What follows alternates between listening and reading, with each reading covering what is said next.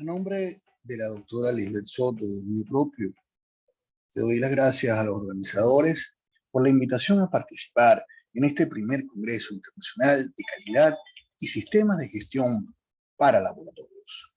Asimismo, reconozco la gran iniciativa y la organización de este evento que han tenido Sencamer, la UNEYES y el CIEPE.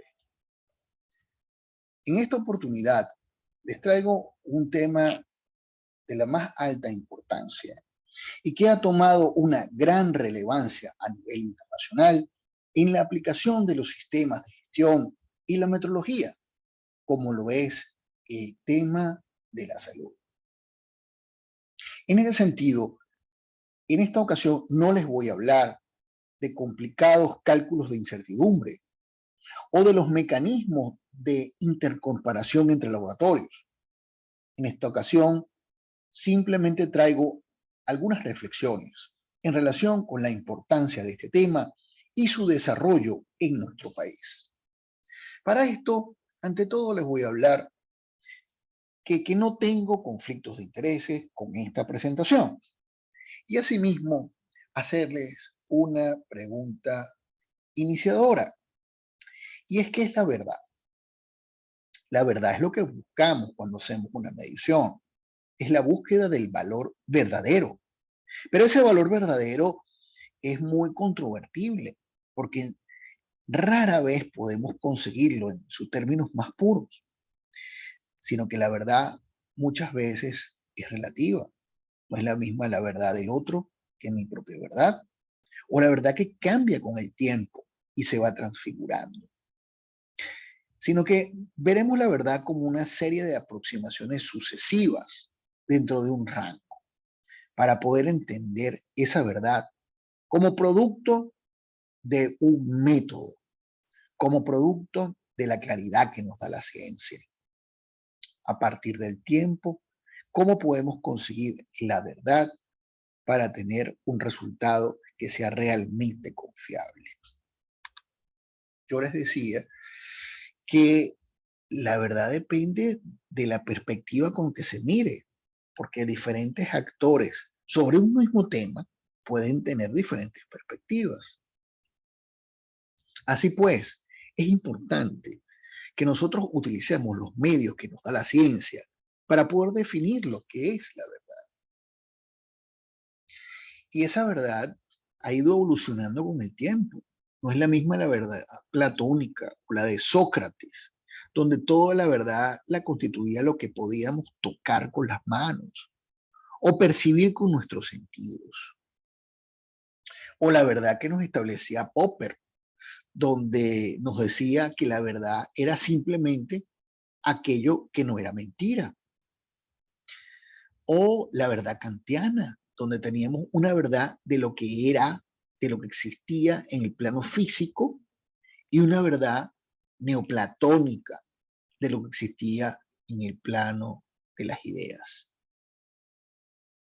Y así llegamos a la verdad que nos ha permitido abrir las puertas de la ciencia y del conocimiento científico técnico. La verdad que nos trae Descartes a partir de la metódica en la consecución del conocimiento que nace del método científico. Por tanto, cuando buscamos la verdad, siempre tenemos que actuar con un método en mente, pero no solamente con un método, sino con los recursos necesarios para poder encontrar la verdad en el estado más puro posible. Y así los traigo en esta idea de que la verdad evoluciona. ¿Ok? Fíjense que las primeras mediciones, hablando de metrología, tomaban como referencia unidades que venían del cuerpo humano, como un codo, como una pulgada, como un pie, que todavía en algunos sistemas de mediciones siguen funcionando. ¿Okay? La primera unidad de medición reconocida en un sistema nacional de mediciones fue la yarda inglesa en el año 1100. Y no era nada más y nada menos que la distancia entre la punta de la nariz del rey Enrique I y su dedo pulgar con el brazo totalmente extendido. Imagínense ese tipo de medición. Luego pasamos a una medición que estaba basada en el radio de la Tierra o el meridiano terrestre, la 10.000ª parte del cuadrante del meridiano terrestre era 1 metro desde 1793. Luego fue 1 metro patrón, o sea, una barra de platino iridio que medía 1 metro justamente. Y con eso se comparaban el resto de los metros de todos los institutos nacionales de metrología.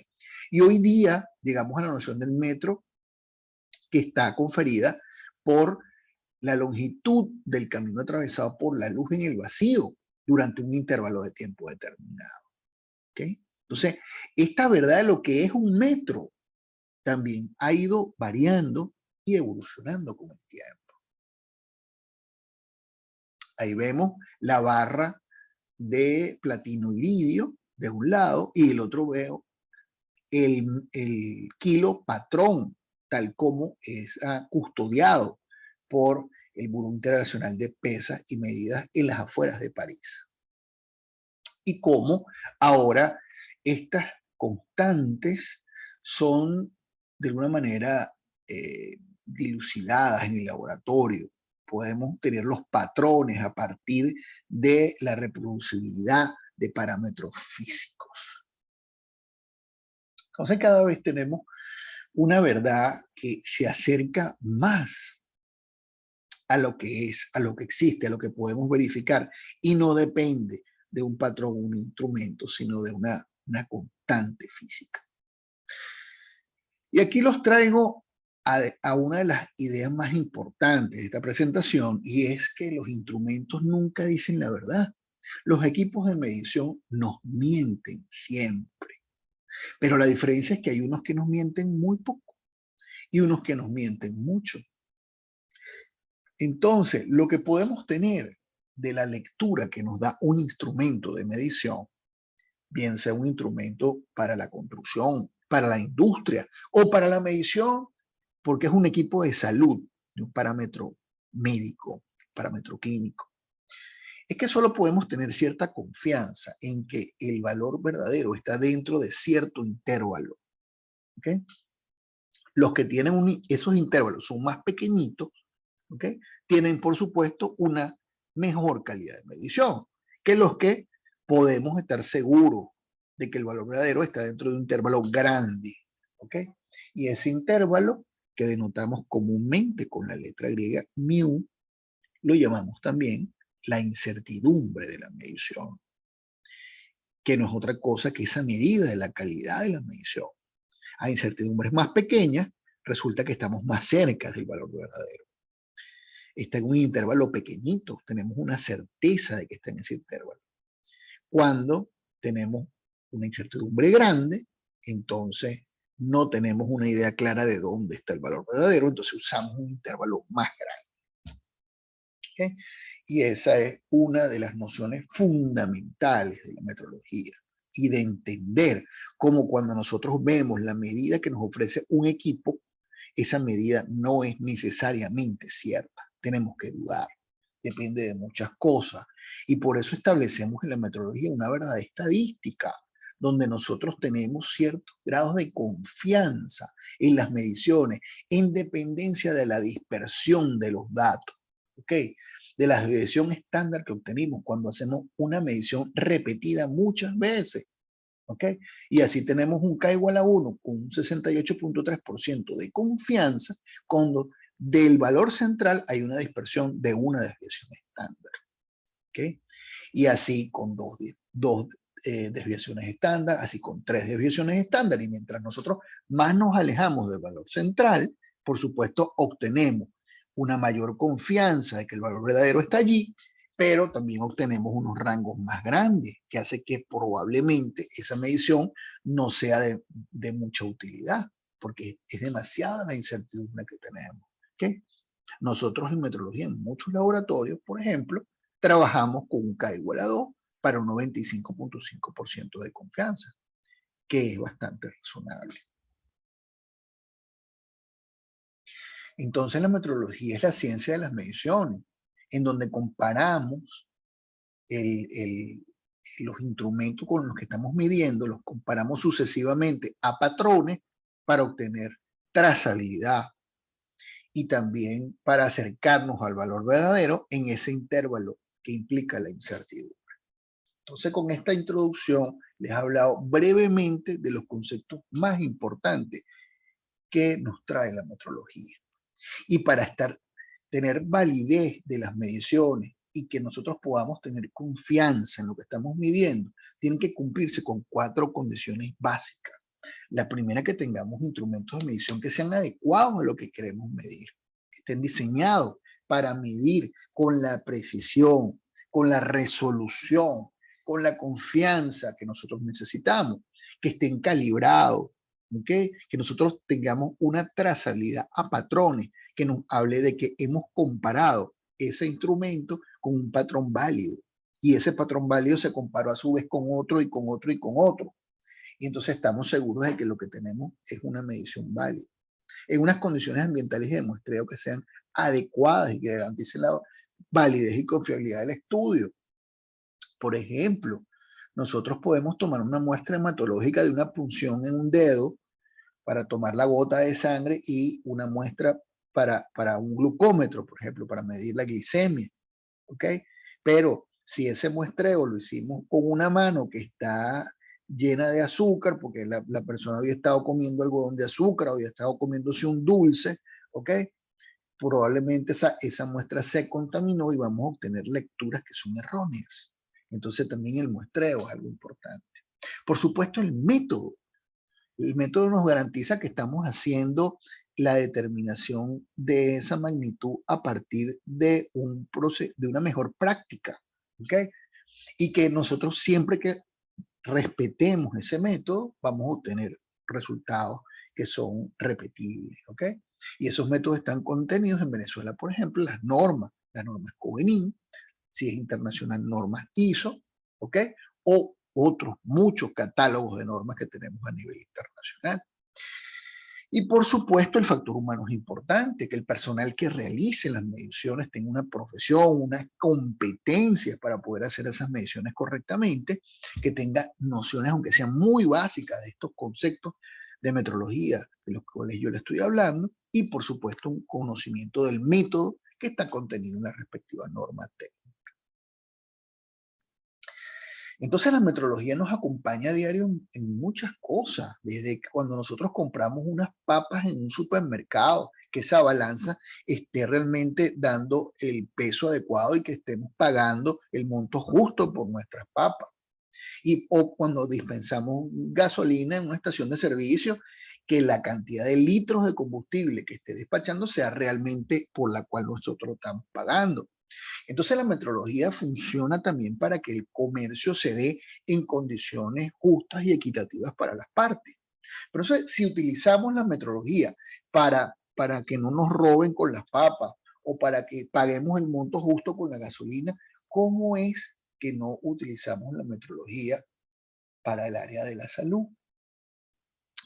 Y esa es la pregunta que se hace la Organización Internacional de Metrología Legal, porque este año nos recuerda la importancia de las mediciones en salud cuando se realiza el Día Mundial de la Metrología, el 20 de mayo. O sea, el tema de este año fue las mediciones para la salud. Fíjense qué importante. Y de hecho en nuestra legislación venezolana, en nuestra ley del Sistema Venezolano para la Calidad, nos declara que las mediciones en salud y en seguridad y ambiente están priorizadas. O sea, los sistemas metrológicos en nuestro país tienen priorizada el área de la salud, primera prioridad, el área de seguridad y ambiente. ¿Ok? Y realmente tenemos que preguntarnos qué estamos haciendo en Venezuela para garantizar la confiabilidad de los resultados en salud. Y un poco es la reflexión que les traigo. Qué importante la metrología en salud para evitar falsos diagnósticos, ¿okay? Porque medimos mal, el instrumento nos miente, pero le creemos y hacemos un diagnóstico pensando que esas mediciones son fidedignas. Hay errores de dosificación. Fíjense ustedes qué importante que estemos dosificando un analgésico, un antihipertensivo o hasta un agente anestésico de una manera incorrecta. Podemos inclusive provocar un daño al paciente que es irreversible. Y procedimientos dañinos, como cuando estamos haciendo, por ejemplo, un procedimiento de radioterapia, ¿ok? Que eso no esté correctamente calibrado, la cantidad de radiación que recibe el paciente. Y pues también tenemos que tener claro las tolerancias de medición. ¿Qué tan bueno debe ser un instrumento de medición de parámetros de salud para nosotros utilizarlo, para nosotros aceptarlo? Realmente ese instrumento está proveyéndonos de información relevante y adecuada y confiable para poder utilizarlo en el establecimiento de salud y para poder hacer diagnóstico con ese instrumento. Entonces, esas son la educación que también tiene que tener nuestro personal de salud en relación a la tolerancia de las mediciones y que necesitamos los laboratorios que estamos calibrando para entender cuáles son las reglas de decisión que debemos aplicar dentro de los procedimientos de calibración. Y así tenemos, por ejemplo, la medición de la presión arterial. Imagínense cuántos errores no tenemos en nuestro país todos los días porque los tensiómetros nos mienten y son equipos que nunca han sido correctamente calibrados en un laboratorio independiente. La medición del peso corporal, que es tan importante y sobre todo en los neonatos, por ejemplo, para fijar el tratamiento que les van a poner, se fijan tantos miligramos de principio activo por kilogramo de peso o por gramo de peso que tenga el bebé. Y eso a veces es un problema. O las mediciones de temperatura, que ahora están tan de moda con el tema del COVID-19, en una panadería, en un supermercado. ¿Qué valor realmente tienen esas mediciones que lo están practicando todos los días? ¿Con qué muestreo están haciendo? La técnica de medición es correcta, el instrumento está calibrado, realmente podemos confiar en los resultados que nos dan ese tipo de instrumentos. Y por supuesto, los parámetros hematológicos, ahora que tenemos las pruebas serológicas y las pruebas de antígeno de la COVID-19, o la glicemia, el colesterol, los conteos hematológicos. ¿Okay? Estos son determinaciones de masa, de volumen, de concentraciones. ¿Okay? Y que uno puede hacer quizás en 50 laboratorios la misma muestra y probablemente obtener 50 resultados distintos. ¿Okay? Entonces, llamo a la reflexión en relación con la importancia de aplicar la metrología en el área de la salud, la anestesia quirúrgica.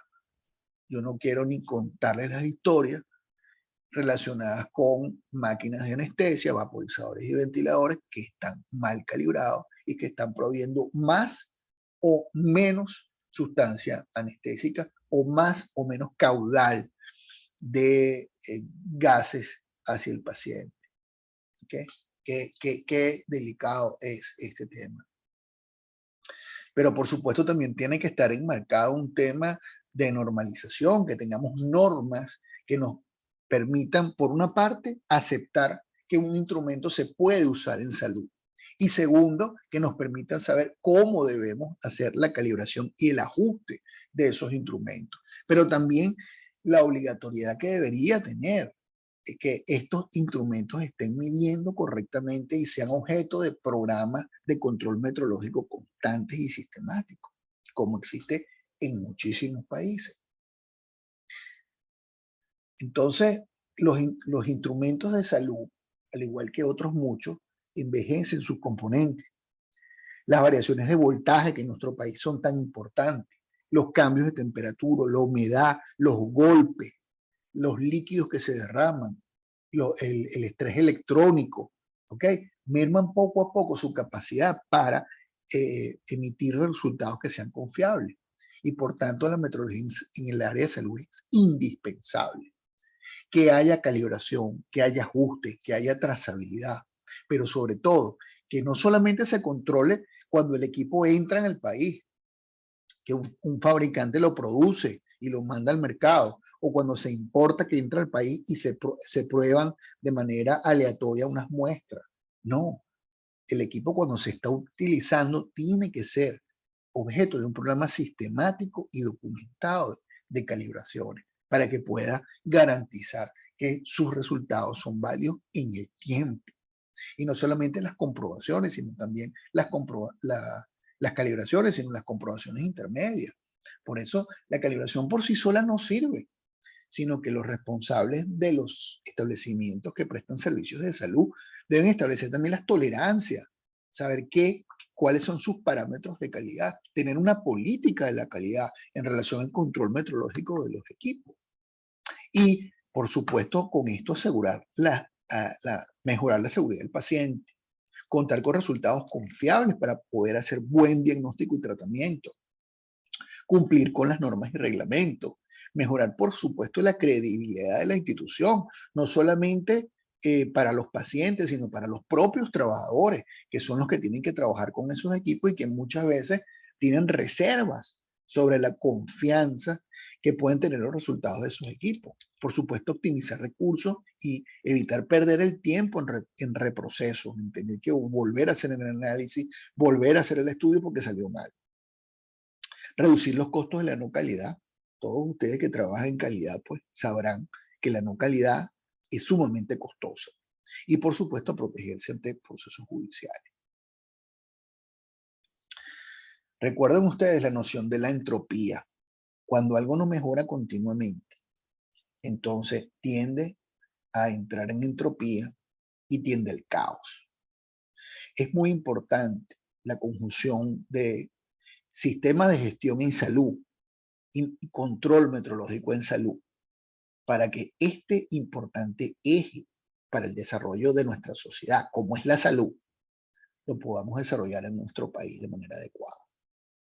Y me despido con estas palabras de William Thomson Kelvin. Él nos decía: lo que no se define no se puede medir. Lo que no se mide no se puede mejorar.